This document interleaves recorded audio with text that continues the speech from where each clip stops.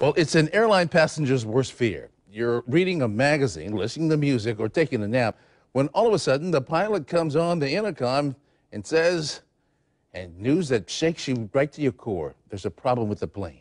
That was the reality for a local family. Channel 4's Bruce Hamilton takes you into the world of a man whose life is all about accentuating the positive, but was forced to face a very desperate reality. We start with John Gordon's reality in his own words. My plane is doing an emergency landing back to LAX. If we go down, please know I love everyone.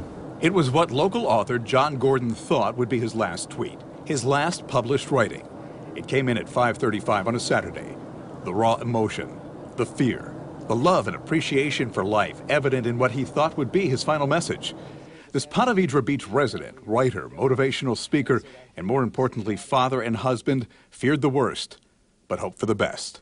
So my family and I were aboard a Delta jet flying out of LAX on the way to Jacksonville when we heard the news. So you expect the worst, hope for the best. What was your mindset at the time? What was going through your head? When the pilot said mechanical failure and all the power went out, I thought we were going down. It was the most scariest moment of my life. What'd you tell your family? Well, my daughter said, "Dad, should I be scared?" And I said, "Yes." And then I said, "Pray." I said, "Just pray." A chance for a second tweet, set at 5:38. 3 minutes had passed since the first. 3 minutes that felt like an eternity. Please share my books with the world. I write to make a difference and impact lives. My family is with me. God bless. Next tweet, 5:48. Possible fire in left engine. Scariest moment of my life. My daughter asked, "Should I be scared?" I said, "Just pray." My daughter wasn't really scared because I don't think she understood the severity of the situation. My wife was terrified. My wife was sitting behind me, so I was able to look behind and I could see just the fear in her eyes. She thought we were going down. 5:58. I kept thinking, God, I can't die. It's not time. I have 3 more books I know you want me to write. You had some people who were critical of the fact that you tweeted worrying about your books. Right. How do you answer those critics? Well, they were like, how can you promote your books when you're going down? I'm like, I wasn't promoting my books. I just wanted people to share the messages in my books because that's who I am. I write to make a difference. My books are the essence of me.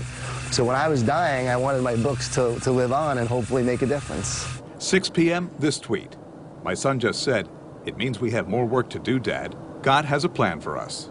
Your son's 14, and he said something kind of profound and philosophical about this whole event. He said, "Dad, God has a plan for us." Right, he did. And, it's something that we say as a family, something we believe that we're here to make a difference. And so to hear him say that and to affirm that was a key moment in our lives, to realize this horrible moment of thinking we're going to die really affirmed why we're here and the difference we're here to make. You get on the ground. Everybody's safe. You know you're going to survive. What's your takeaway? Your thoughts? My takeaway is that life is not about you. It's about making a difference. It's about leaving a legacy, because when you go, all you have left is the legacy you left. And the life you live is the impact that you have on others. 6:38 p.m., this tweet from John. Still can't breathe. I can't breathe. And I thought, thank God we made it.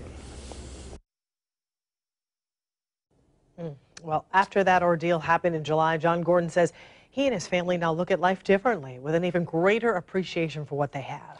Now, in case you were wondering, shortly after that emergency landing and virtually kissing the ground because they were glad to be alive, the Gordons boarded another plane and finished their trip back to Jacksonville with their minds racing the entire time until they made it home.